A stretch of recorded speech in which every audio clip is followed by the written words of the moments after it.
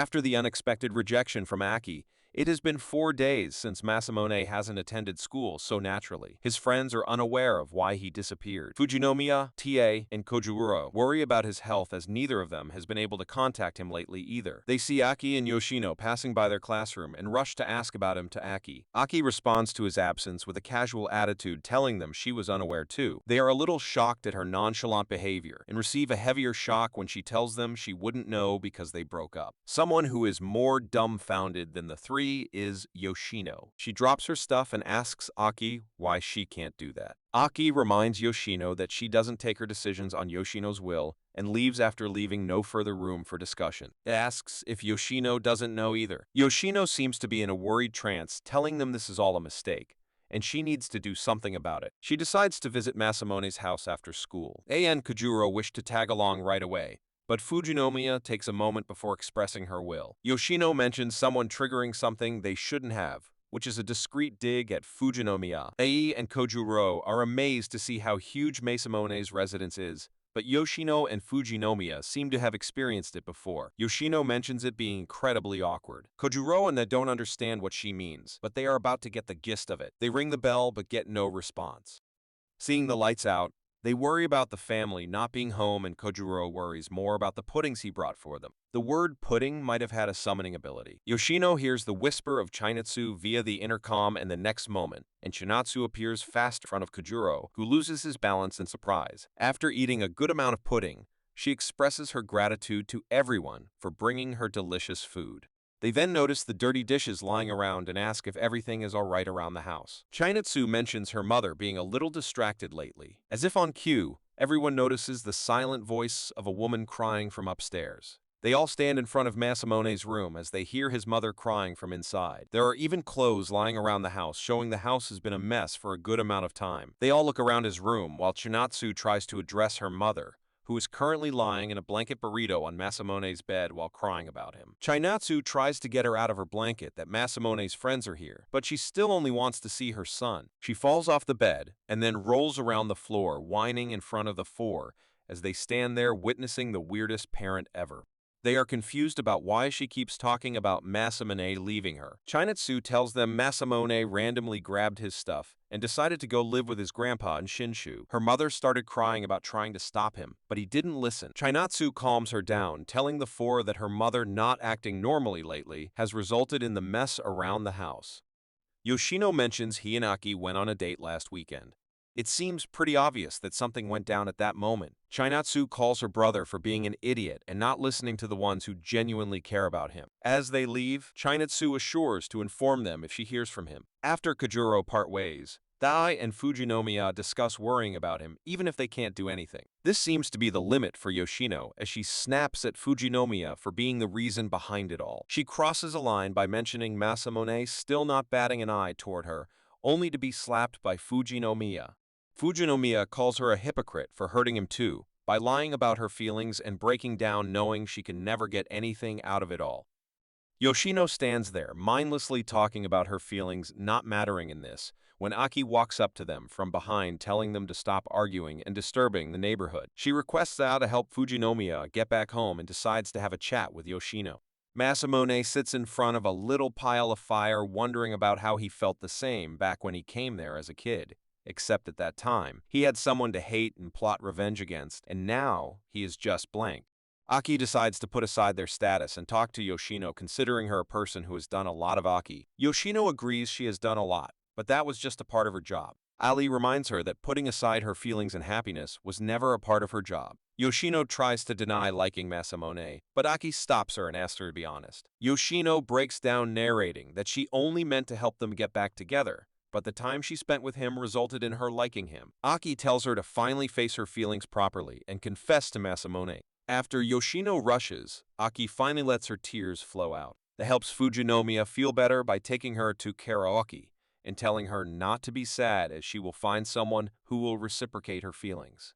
Yoshino sits on the train to Shinshu and thinks about the entire time she could sense her feelings for Masamune, but never accepts them. Now that Aki has given her a green signal, she is going to acknowledge her feelings. Masamune clears the firewood outside in the heavy fog when gets into a confrontation with his little self, who is working hard to lose weight. He tells his little self to not be that hell-bent on revenge, as who they thought was the villain was innocent and now there is nothing to hate on. This seems to be somewhat of a closure for Masamune and his whole revenge plan. As he is about to head back inside, he senses someone behind the bushes. He is shocked to see Yoshino there, but that won't match the shock he receives when she jumps on him to hug him. As the cherry blossoms surround the city in spring, Masamune jogs while thinking about how fast time went by. His mother calls him out of the house when Chinatsu points out that he must have gone out for his morning jog without even having breakfast. Yoshino walks in the corridor of the house when Aki asks if she is going on a date. Yoshino nervously tells him she will be back soon, making Aki call her an open book. Aki sits in the kitchen bored as her stomach growls. She thinks that she should have asked Yoshino to cook something for her before leaving, but shakes the thought away as she needs to depend less on Yoshino. Aki gets up to find something to eat. When she finds the bag of wasabi-flavored mustard leaves from Shinshu, she recalls the bag being in Yoshino's hand when she came back from Shinshu. Aki was busy scolding her for disappearing without any contact. Even though Aki knew about her going there, she would still have appreciated some safe texts from her. Aki stops upon noticing Masamune's jacket on Yoshino. She stops her rant on being worried about Yoshino. Yoshino gives her the bag as she finds them good in taste. Aki sets up the food for herself and enjoys it thinking she can manage everything by herself, but suddenly recalls Yoshino being with Masamune. She sits back again with her head on the table that she needs to give up on him. As the final year of all of them begins, Tae, Kojuro, and Fujinomiya are in the same class. Even Yoshino is in their class. Aki stands in front of the board as if she saw a ghost because she is in the same class as Masamune. Masamune casually walks up to her, glad that they are in the same class, while Aki dreads that fact, calling it hell. Even in class, Masamune casually asks a study-related question while Aki gets nervous about it. She then decides to take a break by going to her hiding spot, but her relaxation and enjoyment of rice cakes is short-lived as Masamune enters there, bringing some food to taste for her. Aki questions what he wants. Masamune tells her he just wants to apologize to her. But before the conversation can continue, Yoshino grabs Masamune's arm and takes him out. This leaves a sad, angry Aki behind. Outside, Yoshino tells Masamune to wait a bit before telling her what he wants. Aki walks into a hair salon ready to do something universal when a girl gets heartbroken. Yoshino enters the house and is shocked to see Aki's hair cut short up to shoulders. The sound Yoshino creates next is even more shocking than Aki cutting her hair short. Aki is surprised that Yoshino was capable of having such an expression, but nevertheless adds she did it in attempts of trying to move on from Masamune. Yoshino feels guilty about that, but Aki tells her she is just doing what she could. Yoshino suddenly cries out that it is not right. She runs up to Aki while crying and telling her she was just playing tricks with her unbeknownst that this would happen. She tells Aki to go to the classroom if she really wants to know, but she means as Masamune is there. Yoshino proceeds to literally push Aki out of the door to have her go. Aki decides to go on this much insistence. Yoshino stands inside feeling what Aki must have felt seeing the two together. When Yoshino was walking towards Masamune's house in Shinshu, she saw that there were no cell phone signals or any prominent activity there, so when Masamune spent his entire childhood there doing nothing but thinking about one person and how to get revenge on her, there can't just be no feelings in his heart for that person. But even with that knowledge, she wanted to say what she feels out loud once. Hence, she ran to Masamune, and she hopes Aki does it too. Aki enters her class and looks around for Masamune, asking what kind of game are the two playing. She finds a letter with her name on it, making her think he is mimicking her to get back at her. She clenches the letter and runs around the entire school, but finds no spot of Masamune or any other human there. As she stands by the windows of a corridor, she finds Masamune outside walking in. She bangs her fists on the window, telling him to wait till she comes down, but Masamune doesn't hear that, and runs up from the other stairs as Aki runs down. The two then stand on opposite sides and run again to reach each other. This goes in a kind of a stupid loop till Masamune chases Aki and pulls her to a stop. Aki starts her rant about wanting Masamune to leave her alone, but Masamune tells her he just wants to apologize. She tells him he doesn't need to apologize for dating Yoshino, but surprise, surprise, Masamune isn't dating Yoshino. He tells Aki that he rejected her feeling. Yoshino had run up to Masamune and told him she loves him, but he consoled her and told her that he also needs to express his feelings to someone else,